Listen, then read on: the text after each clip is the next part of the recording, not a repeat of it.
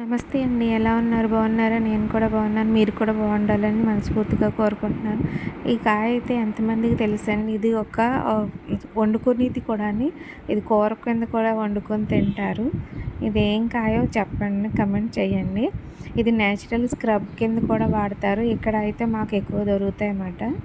దీని బెంగాలీ వాళ్ళు ఎక్కువగా వాడతారు. బెంగాలీ వాళ్ళు దీన్ని 3 ముక్కల కింద కోసి స్క్రబ్ కింద యూస్ చేసుకోవచ్చు. నేను ఈరోజు దిబ్బ రొట్టె అయితే వేసాను. దిబ్బ రొట్టె ఎలా వేసానో చూపిస్తాను.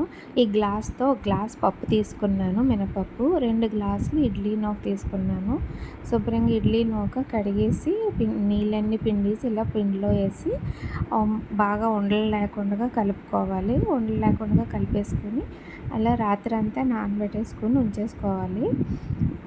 పొద్దున్న మనం రాత్రి అయితే ఉప్పు కలపకూడదండి. ఉప్పు కలిపామంటే బాగా పులిసిపోతుంది అన్నమాట. పొద్దున్న మనం ఉప్పు కలుపుకొని అందులో కొద్దిగా వాటర్ వేసుకొని ఇడ్లీ పిండిలాగా లూజ్గా కలుపుకోవాలి. ఒక కళాయి పెట్టుకొని దాంట్లో నూనె వేసుకొని మనకి ఎంత కావాలో అంత పిండి వేసి దిబ్బ రొట్టెల సైజులో చిన్న చిన్న దిబ్బ రొట్టెలా వేసుకుంటే బాగుంటుంది. పెద్దది ఒకటే వేసుకుని కన్నా ఇలా చిన్నది వేసేసి దీంతో ఏ పచ్చడైనా సరే బాగుంటుందండి. నేనైతే ఆవకాయ పచ్చడితో అయితే తిన్నాను. ఆవకాయ పచ్చడితో కూడా చాలా బాగుంటుంది. దీన్ని వీడియో నచ్చితే లైక్ చేయండి.